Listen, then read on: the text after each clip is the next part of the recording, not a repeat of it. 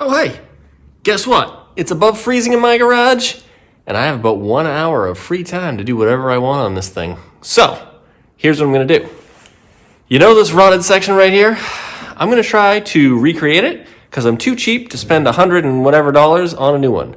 So, what I'm gonna do is I'm gonna make a template from the other side out of tape. I'm gonna trace it onto a piece of metal, I'm gonna cut the metal, and then I'm gonna bend it up and see if I can make it look like this one. So, let's get this party started.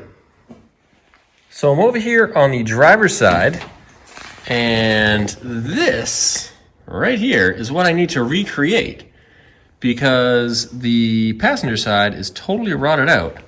So it doesn't look like it's going to be that hard. The only thing that's sort of, I guess, a little challenging is right in here, it's sort of like indented. So I basically have to recreate that somehow with a hammer and dollies and whatever else. Let's take a look at the rotted side too, so we kind of get an idea of what's going on. Over here, you can see we're missing a bit of metal. That is it's just flat out gone. It's also super thin, so I'm gonna need to cut it back to like, I don't know, maybe in this region, maybe even further back.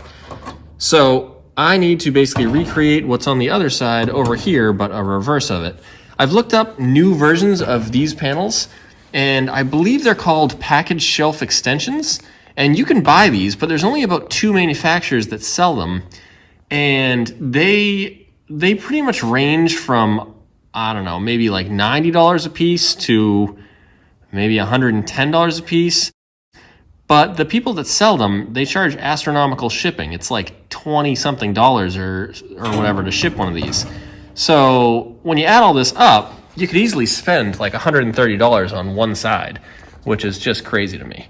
So I'm gonna try to recreate it and we'll see how it goes. All right, so I went and got some brand new masking tape because the masking tape I had was old and you couldn't rip it off. So what I'm gonna do here, I'm gonna put some tape here. I'm gonna do several layers so it's somewhat thick.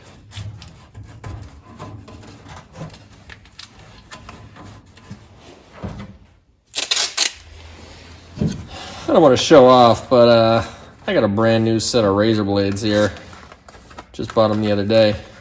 So now I have 100 of them. And at the rate that I use these things, I need all 100. I don't know why I use so many, but I just go through them really quickly and then they just vanish. So, let's see how this goes. This is dangerous. I once cut my finger so bad with a razor blade, I had to go to the hospital. Still have a scar right here, actually. It's pretty awesome. You don't often get to see your insides.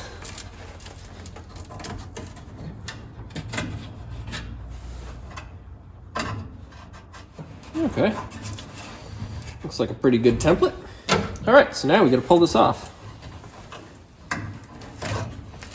Okay. So this is generally the shape of the metal that we need. Now, obviously there's some like bends and stuff in here, and that's where we're gonna need to stretch out the metal, but we can do that with a hammer. So let's go get this into metal and then we will hammer it. So this is just a piece of metal that I had hanging around. It's powder coated, it looks like.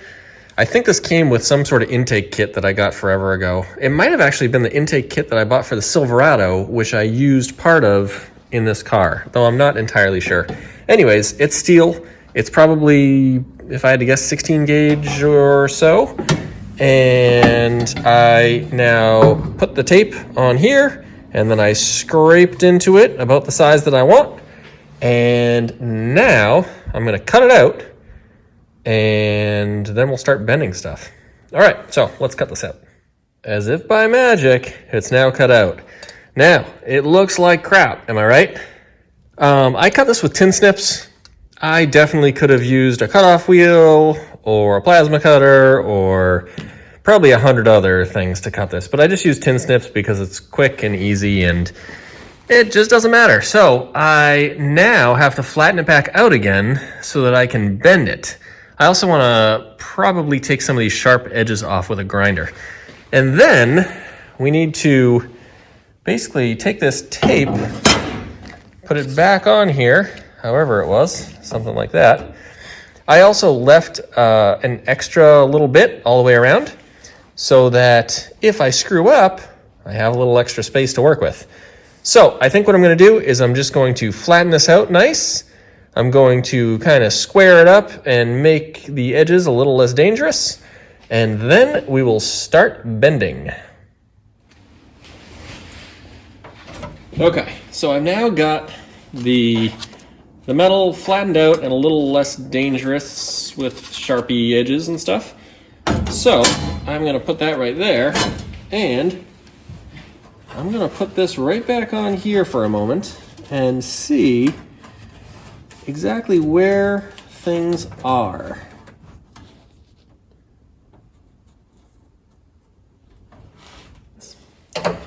Okay, so now, we also have to remember that I have to do all this in reverse because I'm making the opposite side.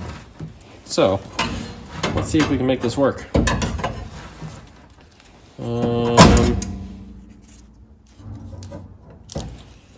Okay, so here's what we're going to do.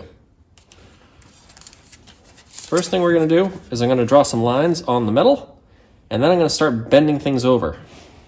And hopefully it will start looking like this, but in reverse. All right, let's start bending stuff.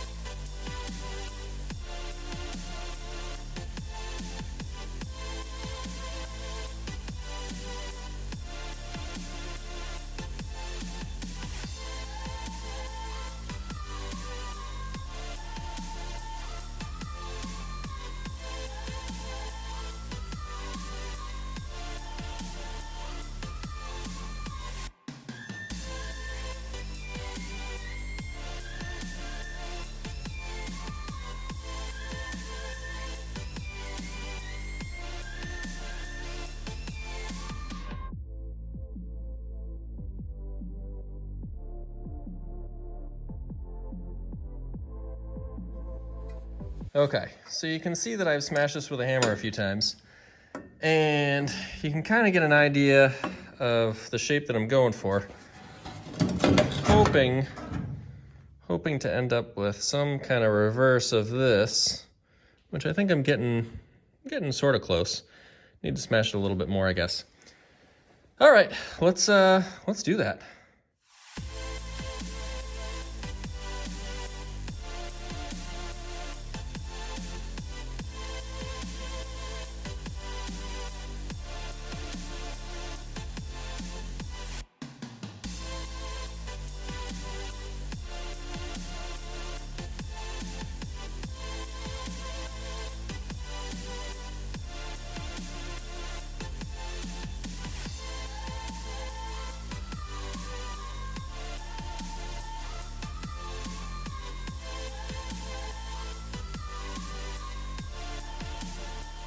All right, so this is coming out like complete garbage.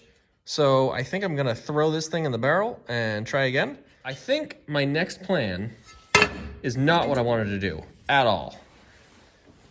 But I think what I'll do, as much as I hate it, is I will make it in sections and then I will weld it together. And I really hate everything about what I just said. I don't want to do this at all because I think it's a really crappy way of assembling metal. But it is an excuse for my lack of talent, so we shall do that. I'm done for today. If you like watching me fail at things, feel free to subscribe right down below. And yeah, maybe I'll see you next time. Maybe I won't. Who knows?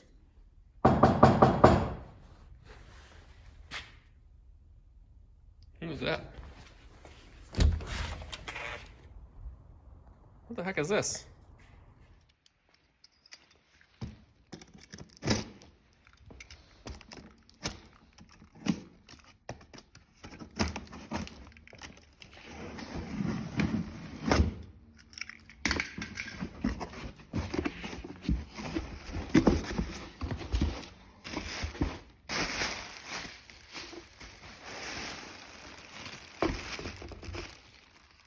Huh, look at this.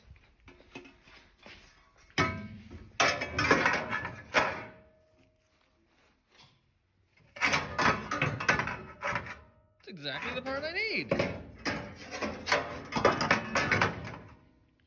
It's a miracle.